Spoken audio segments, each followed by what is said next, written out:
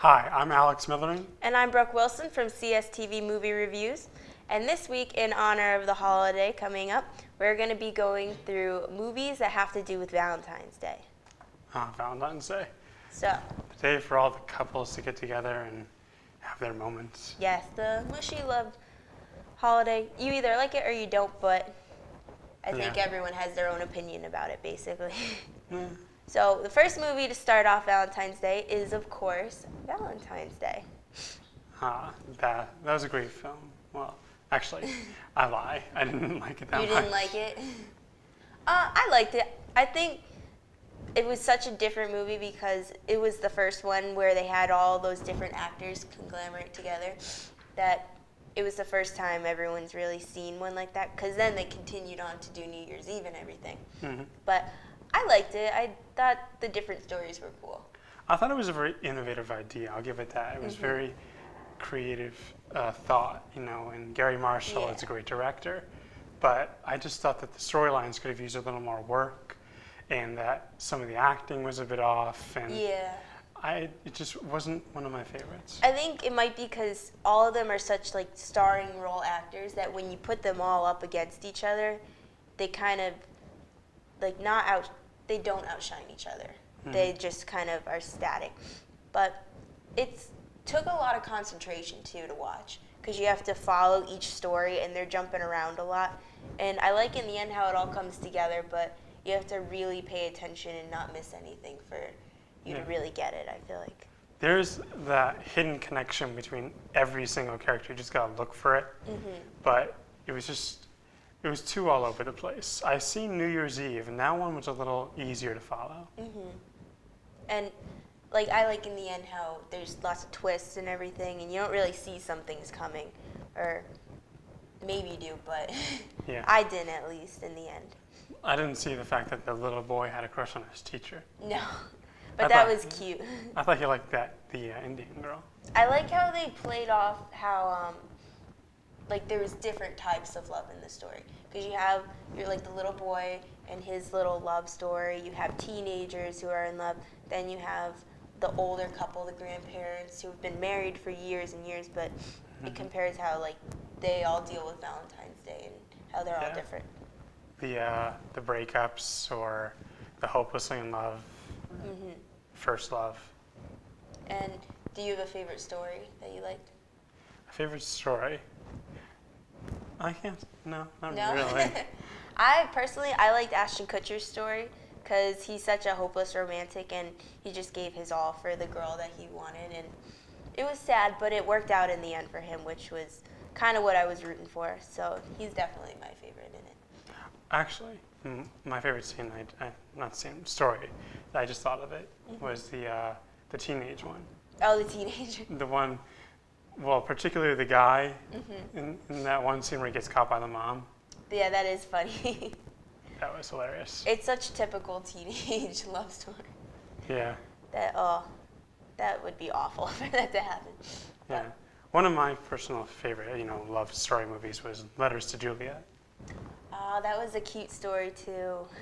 I remember when that first came out, or the trailers came out, I definitely wanted to see it. And I remember thinking that it was a Nicholas Sparks movie, because it kind of went along with all the other ones, but it kind of stood alone as its own, and I like that about it. Yeah.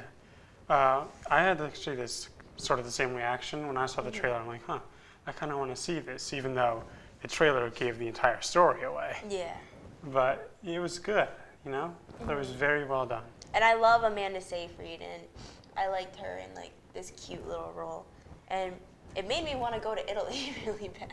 Yeah. And I thought it showed, real falling in love. These people, they didn't like each other at all in the beginning. They were frankly quite annoyed with each other. And they're like, oh, maybe she's not so bad, maybe he's not so bad. They grow to like each other. Yeah. And then the mother too. I love her hopeless romantic story where she's trying to find her lost love, the one that got away. I thought that was very sweet. It was sweet. It's funny how they found all the different types of guys too in the past, but some of them quite funny. Yeah, it made me wonder too if there is a wall, which I'm not sure if there is, but that would be really cool. Where they write the letters to her. Yeah. Now I want to go to Rome. I've been told it is a real place and people do answer you. I wish that would be such a great job. It'd be kind of sad sometimes too, because some of them are not that Yeah. nice. But Some of them are probably pretty not everyone heartbreaking. has the happy love story. But Yeah. in this movie, I feel like they definitely did, and they did a good job with it. Yeah. But What's one of your favorites? my favorite, I think everybody loves The Notebook, and that I think is seriously one of the best love stories ever made. Yeah. And I just, nothing I think beats it. It's the best Nicholas Sparks movie that came out, because all the ones after it I feel like just weren't as good. And the two actors I absolutely love. They're, I feel like, perfect for each other, in which they even did date for a while, but Did they? I just love the chemistry that they have in it. Huh. The Notebook was very good, I admit. It had the same kind of thing going for Edge Letters to Juliet. They didn't. Well, she didn't like him. He liked her, but it was like, and she came up from the upper class, and he was poor, and that didn't matter to her though. I think the other thing that works for it is the fact that it's a timepiece movie, and it goes back into a different era. And I like how they jump back and forth between them as they're older, but you don't know it's them yet, and Yeah. then comes to them in the end. But I didn't get it at first. I'm like, Yeah. why are we? What is this?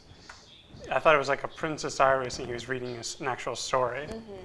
it's definitely heartbreaking too. Like the end, it always gets me. I don't have a dry eye when I watch this movie. But it always makes me want like a love like that. I feel like it makes everybody want that. It And was that's a very what- sad love though. It's sad, but Because they lose each other for Yeah. many years before they find each other again. but they get it back. then later in life she has Alzheimer's. But they still have each other, Yeah. Okay. and that's the love of it. All right. And they belong together. But not also the happiest movie, but not all love stories are very happy. Yeah. I feel like it'd be too sickening if they were. But even if it's kind of a sad ending, they're always together somehow. Yes. And that's what Valentine's Day is about. But Well, from all of us here at CSTV, I hope you all have a great Valentine's Day. yes, enjoy the holiday and join us next week again for more CSTV movie reviews. I'm Brooke Wilson from CSTV, and here are this week's horoscopes. Aries, it's difficult to accept that you can't get everything you want now. Unfortunately, your anger can get the best of you if you aren't careful. Don't blame anyone else if you're feeling frustrated. Striking out against others only pushes them farther away. Taurus, although you might feel as if someone is raining on your parade, making significant connections isn't out of the question. Thankfully, putting in the hard work that builds a strong foundation creates meaningful and enduring relationships. Gemini, the Zodiac's twins are typically lighthearted and quick-footed and seem capable of having a good time no matter what is happening. Now, however, you may be too anxious to fully enjoy yourself. Relax into the present moment and remember this stress will soon pass. Cancer, the fear of the unknown lurks within your subconscious mind now. You can easily succumb to this uncertainty, or you could face your demons by overcoming your own resistance and bravely engaging them. The more light you shine on hidden places, the better you feel about life in general. Leo, it's time to pull back into the safety of your home and family as the tides of change wash upon your shore. This is your opportunity to tie up loose emotional ends now so that you can launch into a new cycle in the days ahead. Virgo, you have a better handle on your feelings today, but the real problem is that your new focus comes the need to take decisive action. Thankfully, you have the potential to fix something that's been bothering you, but it will take revealing your vulnerability first. Libra, the stress you feel could raise issues of your own self-worth, especially pertaining to love and relationships. If your confidence is low, don't base your value or what someone else thinks or says about you. Finding your strength from within enables others to see the real you. Scorpio, you're experiencing emotional pressure from the expectations of loved ones. However, much of your current experience is based upon memories of difficult times. Fortunately, healing is just around the next corner if you're willing to forgive and let go of the past. Sagittarius. It's healthy to remember that others might be overwhelmed by your energy as you release pent-up tensions. Do what you archers do best. Aim your thoughts at a distant goal and take the high road to follow them to your destination. Capricorn. You might try to avoid your friends as you go through a period of self-imposed isolation. A bit of alone time gives you an opportunity to listen to your inner voice. You will be able to catch up on the fun with everyone else soon enough. Aquarius. You want to have fun, but reality is your taskmaker now. You have to do what's being asked of you. The rewards will come in due time if you apply yourself in a practical and disciplined manner. Pisces. If you must postpone some long-term plans now, keep in mind that this isn't a permanent cancellation. Rather, it's a temporary delay. In the meantime, if you patiently tend to the important issues, you may be able to fix whatever prevented you from reaching your goals in the first place. That's all for now. Thank you for watching, and join us next week for CSTV horoscopes.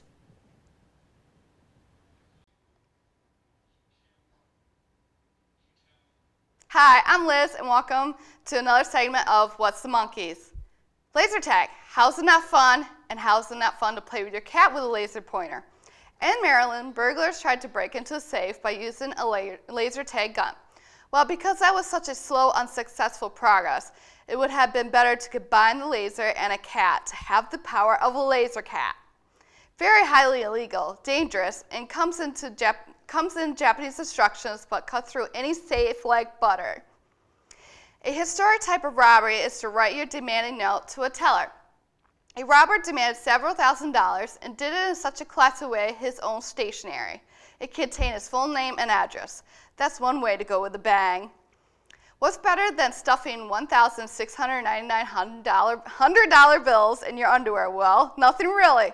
But to have those stuffed money underwear as your own should be a treat. A 64-year-old woman did such an act, but to be caught with that wad in her bloomers was at the JFK airport. She tried to hide the money when her husband's property in Sudan sold, and she wanted to avoid paying taxes. Grandma, your underwear is loaded. You better check that. And that's it for What's the Monkeys? Yay! Yay!